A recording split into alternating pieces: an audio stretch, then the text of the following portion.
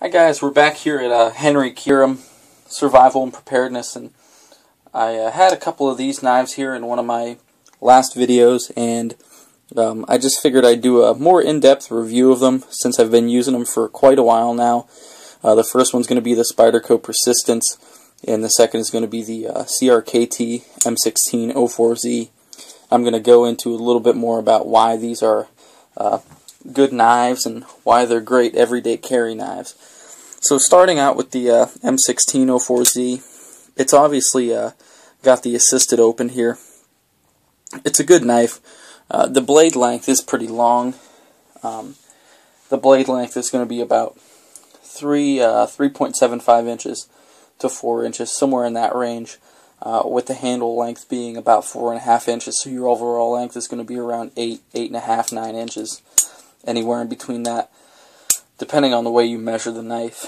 The nice thing that CRKT did with this knife for an added safety feature is put this double lock on here. You'll see up close we've got this lock right here that has to be depressed in addition to the liner lock, which is right here at the same time to close the knife.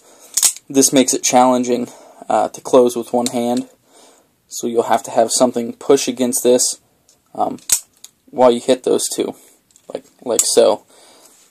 And that's a great added safety feature. I don't complain about it a whole lot. A lot of people ask about bushcraft knives, and I like to say all the time that if there was one fixed blade bushcraft knife that I'd pick, I prefer the Condor Bushlore. But for a folding knife, this is actually a very close second. I mean, it might not be able to take the stress of a fixed blade, but it's got that lock system, which is really reliable, and it's an extremely robust knife. For the handle material here, you've got a Zytel, and that's glass-filled, fiberglass basically. Got a couple different positions here for the clip. This knife rides about a medium height in the pocket, not too bad. Here we'll talk about the blade steel. This is going to be AUS 8, good blade steel. I would rank it right up there with the 8CR13 MOV that Spyderco uses. It's just as good.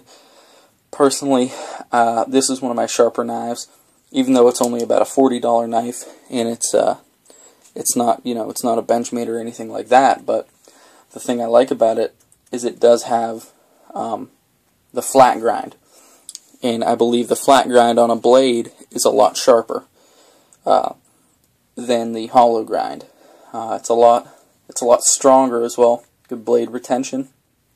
And if you want to read up on that, I highly suggest it. So there's the CRKT M16-04Z. They do make this in a lot different designs. This is the Tonto model. It's also the biggest one. They make a lot of smaller versions. Next one here we're going to look at is the Spyderco Persistence G10 handle here. We've got, of course, 8CR13 MOV blade, stainless steel, just like the CRKT stainless as well, but just in the AUS 8. This one actually has a hollow grind on it.